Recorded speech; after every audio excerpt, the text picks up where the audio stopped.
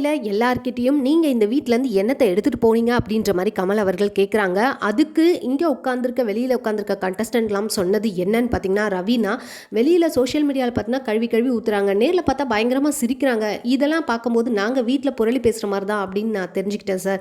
அப்புறம் இன்னொன்று எதுனாலும் ஸ்ட்ரைட் ஆஃப் பேசணும் அப்படின்ட்டு ஒருத்தவங்களை கஷ்டப்படுத்தக்கூடாதுன்னு தெரிஞ்சுக்கிட்டேன் அப்படின்ற மாதிரி ரவீனா சொல்கிறாங்க. பூர்ணிமா சொல்கிறது என்னென்னா, நான் இங்கே வீட்டில் இருக்க 19 பேருக்கு எக்ஸ்பிளைன் பண்ண என்னுடைய கருத்து என்னென்னு, ஆனால் வெளியில் பல கோடி மக்கள் இருக்காங்க, அவங்க ஒருத்தவங்களுக்கு என்னால் எக்ஸ்பிளைன் பண்ண முடியாது, ஆக்ஷன் ஸ்பீக்ஸ் அப்படின்றது நான் தெரிஞ்சுக்கிட்டேன் சார் அப்படின்ற மாதிரி சொல்கிறாங்க. அண்ட் நிக்சன் ஹேட்டடும் இருக்கும், லவ்வும் நிறைய இருக்குது அப்படின்ற மாதிரி சொன்னாங்க. அண்ட் அப்பா அன்பிளாக் பண்ணிட்டாரு அப்படின்றத கமல் கேட்குறாரு. ஆமாம் சார்னு சொல்லிட்டாரு. அதுக்கப்புறம் விசித்ரா சொன்னது, என்ன சில பேர் வீட்டில் புரிஞ்சுக்கிட்டாங்க, ஆனால் வெளியில் நிறைய பேர் புரிஞ்சுக்கிட்டாங்க அப்படின்ற மாதிரி சொல்லிட்டு இருக்காங்க.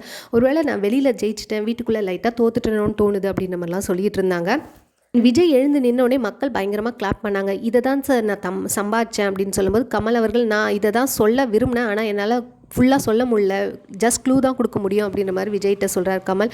அதான் சார் எனக்கு புரியல, வெளில பார்த்தா தான் இவ்வளோ லவ் எனக்கு கிடச்சிருக்கு, அதே மாதிரி அன்பாக இருக்க நான் கற்றுக்கிட்டேன் அப்படின்ற மாதிரி சொல்லிட்டு இருக்காரு. ஆர்ஜே பிராவோ நான் ஆஸ்கார் அவார்டே வாங்கிட்டு போனாலும் என் வீட்டில் எதுவுமே அசால்ட்டாக எடுத்துப்பாங்க, அப்படி வை அப்படின்ற மாதிரி சொல்லுவாங்க. நான் பிக் பாஸ் விட்டு போகும்போது என் பையனுக்கு ஓட்டு போடுங்கன்னு சொல்லியிருக்காங்க, பெரிய விஷயம், என் ஃபேமிலியோட அன்பை அப்போ தான் தெரிஞ்சுக்கிட்டேன் அப்படின்ற மாதிரி ஆர்ஜே பிராவோ சொல்கிறாரு. இவங்களாம் முடிச்ச பிறகு டாப் 5 ஃபைனலிஸ்ட்டு நீங்கள் இந்த வீட்டில் என்ன கற்றுக்கிட்டீங்கன்னு கேட்கும்போது மாயா சொல்கிறது, எழுந்து நிற்கும் போது பயங்கர கிளாப்ஸு, பயங்கர விசில். உடனே மாயா, இந்த வீட்டிலேருந்து நான் நிறைய அன்பை கற்றுக்கிட்டேன், எனக்கு அன்பு நிறைய கிடச்சிருக்கு சார் அப்படின்ற மாதிரி சொல்கிறாங்க.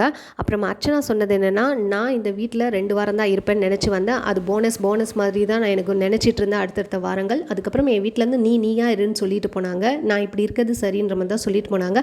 அப்புறமே எங்கள் அப்பா உனக்கு பிடிக்கல, ஒருத்தவங்க மேலே பயங்கர கோவம்னா அவங்க செஞ்ச நல்லதை நினச்சி பாருன்னு சொன்னாங்க.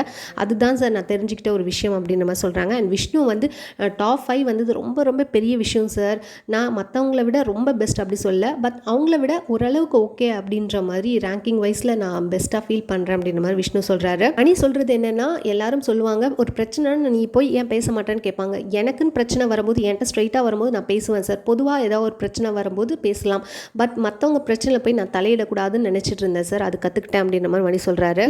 இந்த ஜோபிகா என்ன சொல்கிறாங்கன்னா, ஒருத்தவங்க கூட நிற்கிறோன்னா இப்போ அவங்களுக்காக நிற்கிறது ரொம்பவே கஷ்டம், அவங்க கூட கடைசி வரைக்கும் நிற்கிறது கஷ்டம், பட் அது ரொம்பவே மனசுக்கு சந்தோஷமாக இருக்கும் அப்படின்ற மாதிரி சொல்கிறாங்க. அனன்யா என்ன சொல்கிறாங்கன்னா, ஒருத்தவங்களை மேலோட்டமாக பார்த்து அவங்கள எடை போடுறது ரொம்ப தப்பு அப்படின்றத 3ஆவதோட நான் உள்ளே போய் தான் சார் புரிஞ்சுக்கிட்டேன் அப்படின்ற மாதிரி சொல்கிறாங்க. அக்ஷயாவுமே நிறைய ஹேட்டர் கிடச்சிது, நிறைய லவ் கிடச்சிது, நேரில் பார்த்தவங்களாம் சூப்பராக பேசினாங்க அப்படின்ற மாதிரி.